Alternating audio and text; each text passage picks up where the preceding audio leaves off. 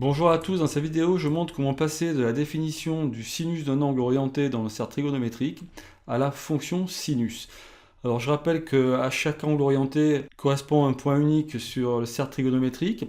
Pour l'obtenir, on représente cet angle orienté avec son côté de départ qui est la demi-droite des abscisses positives, son côté d'arrivée qui va couper le cercle trigonométrique en un point, et c'est ce point qui représente l'angle orienté sur le cercle trigonométrique. À un point sur le cercle trigonométrique correspond un angle orienté unique, et réciproquement, à chaque angle orienté correspond un point unique sur le cercle trigonométrique. L'abscisse de ce point correspond au cosinus de cet angle et le y de ce point correspond au sinus de cet angle. Alors on parle de sinus d'un angle, mais on parle aussi de sinus de la mesure ou des mesures d'un angle. En fait, un angle orienté a une infinité de mesures. On passe de l'une à l'autre. Alors déjà, une mesure en radian de l'angle orienté, la mesure principale correspond à la longueur de l'arc de cercle. Ça, dans la vidéo qui présente les radians, je l'ai expliqué. Donc si vous prenez, on peut considérer que la longueur de l'arc de cercle qui est ici, longueur mesurée avec comme unité d'angle le rayon du cercle trigonométrique, donc rayon qui est égal à 1, donc l'unité de longueur est égale, le rayon représente cette unité de longueur. Donc ici, la longueur de l'arc de cercle est à peu près égale à 1,05 fois le rayon du cercle. Et cette longueur d'arc de cercle, nous l'avons représentée également ici en rouge sur l'axe des abscisses. Et le point d'abscisse 1,05 eh bien, sera l'abscisse du point sur la fonction sinus qui a pour sinus évidemment bien le y de ce point, c'est-à-dire 0,87. Donc vous obtenez ici un point de la fonction sinus. Alors comment construit-on cette fonction sinus? En abscisse, comme je viens de le dire, on va mettre les mesures d'angle en radian, et en y, on va mettre les sinus de ces mesures d'angle. Donc une mesure d'angle à une mesure d'angle correspond un angle orienté, à cet angle orienté correspond un sinus, et bien c'est ce sinus qui va définir le y associé à cette abscisse. Et comme ça, on va construire différents points qui vont nous donner la fonction sinus. Alors comme à un angle orienté, vous avez une infinité de mesures, et bien la fonction sinus va être définie pour toutes les valeurs de la variable. Ces des fonctions sont définies sur grand R, l'ensemble des nombres réels. Voilà la fonction sinus en vert qui est représentée ici. Alors comment, dans le détail, fait-on pour l'obtenir? Eh bien, je vais pouvoir, grâce à ma graphe 32, modifier la position de mon point sur le cercle trigonométrique. Pour un angle de mesure principale 1,05, j'ai déjà un point de la fonction sinus. Si j'augmente la valeur de petit k, donc à chaque fois j'avance de 1 au niveau de petit k, j'ajoute pi douzième au niveau de la mesure principale de l'angle que je représente. Là on a 5 pi douzième. 5 pi douzième, la longueur, donc c'est à peu près égal à 1,31. Vous avez un abscisse, la mesure principale de cet angle orienté. Et en y, bien son sinus, qui est l'ordonnée du point, qui est 0,97 ici. Alors si je fais k égale 6 maintenant, 6 fois pi douzième, je vais obtenir pi demi, c'est l'angle droit. Le sinus de cet angle droit est égal à 1. La mesure principale de cet angle orienté, eh bien c'est pi demi. Pi demi, c'est 1,57. En abscisse, j'ai la mesure principale 1,57. En y, eh bien j'ai la valeur du sinus qui correspond à l'angle droit, encore une fois. Alors je peux encore continuer, et je passe maintenant dans le deuxième cadran, avec des valeurs de sinus qui diminuent, et des mesures d'angle qui continuent à augmenter, jusqu'à arriver à l'angle plat. Donc à chaque fois, le y, donc en abscisse, la mesure de l'angle orienté, en radian, et en y, la valeur du sinus, on voit bien que le y de ce point est égal au y du point qui représente l'angle de mesure 2,62, c'est-à-dire 5 pi sur 6, sur le cercle trigonométrique.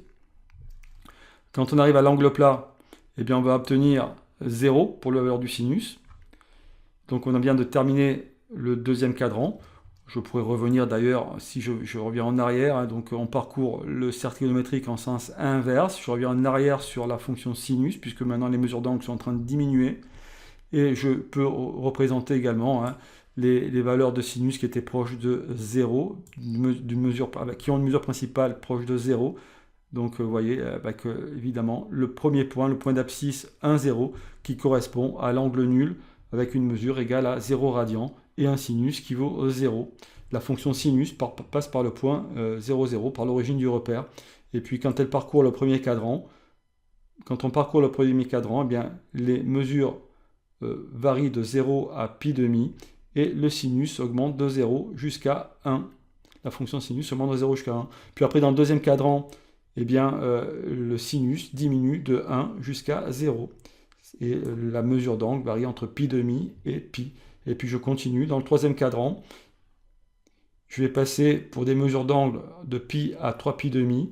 Et le sinus qui continue à diminuer, donc qui est devenu négatif, et qui va atteindre sa valeur minimale, moins 1, pour 3 pi demi, ou également moins pi demi, mais vous verrez que pour moins pi demi, on a également ici ce point ici.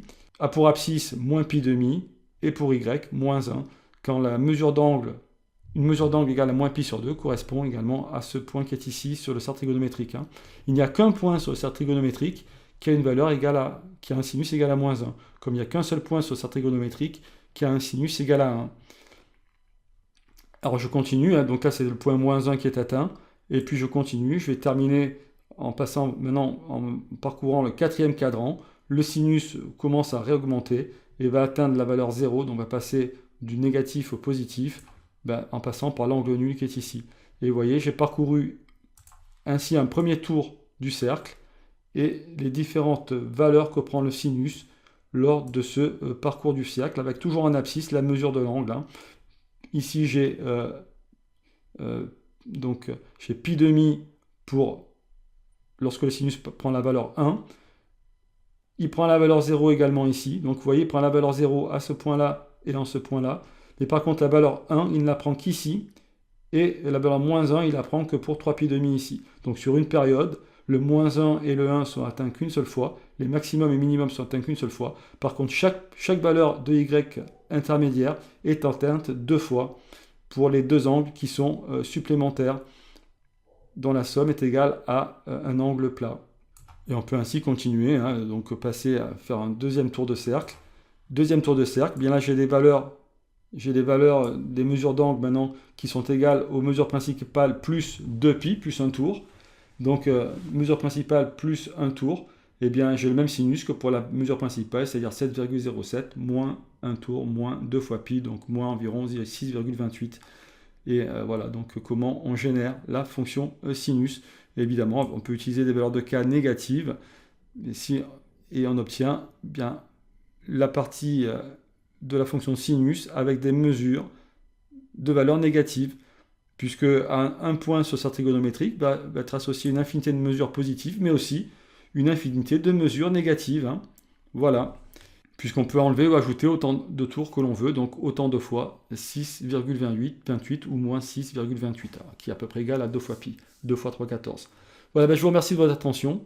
Je vous donne rendez-vous dans la prochaine vidéo. Je vais introduire la fonction cosinus, qui est intéressant parce qu'on va voir un petit peu comment on passe justement de cette fonction sinus à cette fonction cosinus également.